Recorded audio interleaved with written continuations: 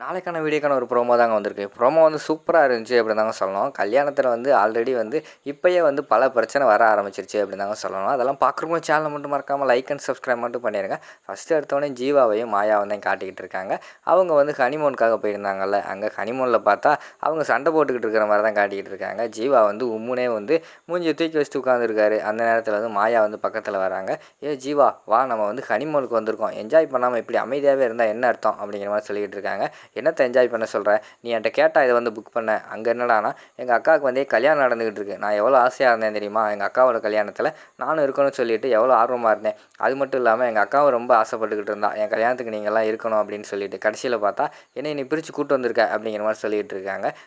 என்ன லூஸ் தனமாக பேசிக்கிட்டு இருக்க, உங்கள் அக்கா தானே சொன்னாங்க நீங்கள் சந்தோஷமாக போயிட்டு வாங்க அப்படின்னு சொல்லிட்டு உங்கள் அக்காலே பெர்மிஷன் கொடுத்துட்டாங்க, பிறகு எதுக்கு நீ வந்து இப்போ கவலைப்பட்டுக்கிட்டு இருக்க அப்படிங்கிற மாதிரி சொல்கிறாங்க.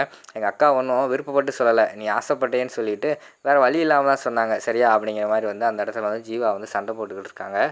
சரி என்னமோ பண்ணு, எப்போ பார்த்தாலும் அக்கா அக்கான்னு அக்கா புராணத்தை பாடிக்கிட்டு அப்படின்னு சொல்லிட்டு அந்த இடத்துல வந்து கோவப்பட்டு நம்ம மாயா வந்து போயிடுறாங்க. அடுத்த சீனில் பார்த்துக்கிட்டோம்னா இங்கிட்டு பார்த்தா வரதட்சணை கேட்டுக்கிட்டு இருக்காங்க. வரதட்சணை வந்து சொல்லிகிட்டு இருக்காரு நம்ம மதுமிதாவோட அப்பா வந்து சொல்கிறாரு, நீங்கள் ஒன்றும் கவலைப்படாதீங்க சம்பந்தி, எப்படியாவது நான் வந்து கல்யாணம் முடியறதுக்குள்ளே நான் ரெடி பண்ணி உங்களுக்கு கொடுத்துட்றேன் வரதட்சணையை அப்படிங்கிற மாதிரி சொல்லிகிட்டு இருக்காங்க. சூப்பர் சார், அதாவது கல்யாணம் முடியறதுக்குள்ளே வரதட்சணை கொடுத்தா தான் சுமூகமாக இருக்க முடியும், இல்லைன்னா பிரச்சனை வந்துடும் பார்த்துக்கோங்க அப்படிங்கிற மாதிரி சொல்லிவிட்டு அந்த இடத்துல இருந்து நம்ம கௌதமோட மாமா வந்து போகிற மாதிரி காட்டிக்கிட்டு இருக்காங்க.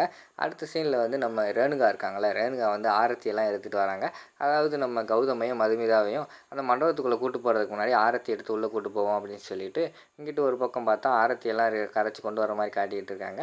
சரின்னு சொல்லிவிட்டு ஆரத்தியெல்லாம் எடுத்து முடிச்சுட்டு ரெண்டு பேரும் ஜோடியாக வாங்க அப்படின்னு சொன்னோடனே எல்லாருமே குடும்பத்தோடு வந்து ஜாலியாக வந்து மண்டபத்துக்குள்ளே வர்ற மாதிரி தான் காட்டிக்கிட்டு இருக்காங்க. அந்த நேரத்தில் தான் நம்ம ரேணுகா வந்து சொல்கிறாங்க, மாப்பிள்ளை நீங்கள் வந்து கரெக்டாக நல்ல நேரத்துக்கு தான் மண்டபத்துக்குள்ளே வந்திருக்கீங்க அப்படிங்கிற மாதிரி சொல்லிகிட்டு இருக்காங்க. டக்குன்னு அந்த பக்கம் பார்த்தா டக்குன்னு அந்த மண்டபத்தில் உள்ள லைட்டு ஃபேன் எல்லாம் ஆஃப் ஆயிடுது. அதாவது சடவுன் ஆன மாதிரி கரண்ட் எல்லாமே ஆஃப் ஆயிடுது. உடனே வந்து நம்ம அபிஷேக் புலம்ப ஆரம்பிச்சிடுறாரு. ஆமாம், நல்ல நேரம் நல்ல நேரம் சொன்னீங்க, நீங்கள் நல்ல நேரம் சொன்னோடனேன்னு பார்த்தா இங்கே ஷடவுன் ஆயிடுச்சு, என்ன மண்டபத்தை பிடிச்சிருக்கீங்க, ஒரு ஏசி இல்லை ஒன்றும் இல்லை, வேகுது, அனலில் இருக்கிற மாதிரி இருக்குது அப்படிங்கிற மாதிரி சொல்லிவிட்டு அவர் புலம்ப ஆரம்பிச்சிடுறாரு. அதுக்கடுத்து பார்த்தா இங்கிட்ட எல்லாத்தையுமே சமாதானப்படுத்துறாரு நம்ம கௌதம் வந்து, டேய் அபிஷேக் அமைதியாடுறா, அமைதியாக இருக்க மாட்டேடா, பெசாமரு அப்படிங்கிற மாதிரி சொல்கிறாங்க. உடனே எல்லாருமே அமைதியாக இருக்கிற மாதிரி தான் காட்டிக்கிட்டு இருக்காங்க. இங்கிட்டு பார்த்தா நம்ம ஜீவா வந்து, நான் என்ன பண்ணுறது, இங்கே வந்து தனியாக இருந்துக்கிட்டு இருக்கேன், உனக்கு என்ன, நீ சந்தோஷமாக இருப்பேன், நான் தான் எங்கள் அக்காவை பிரிஞ்சு ரொம்ப கஷ்டப்பட்டுக்கிட்டு இருக்கேன் அப்படிங்கிற மாதிரி சொல்லிவிட்டு அந்த இடத்துல ரொம்ப ஃபீல் பண்ணி இங்கிட்டு திரும்பி நின்று பேசிக்கிட்டு இருக்காங்க. பின்னாடி பார்த்தா மாயா வந்து ஹெட்செட்டில் பாட்டை போட்டுக்கிட்டு ஜாலியாக பாட்டு கேட்டுக்கிட்டு இருக்கிற மாதிரி காட்டிக்கிட்டு இருக்காங்க. திரும்பி பார்த்தோன்னே நம்ம ஜீவாவுக்கு வந்து பயங்கரமான கோவம், இங்கே நான் என்ன எவ்வளோ கஷ்டப்பட்டு போயிட்டு இருக்கேன், நீ பாட்டு கேட்டுக்கிட்டு இருக்கியா அப்படின்னு சொல்லிட்டு அவங்க ரெண்டு பேரும் சண்டை போடுற மாதிரி காட்டுறாங்க. அதோட பார்த்தீங்கன்னா அந்த ப்ரோமோ முடிச்சிடுறாங்க.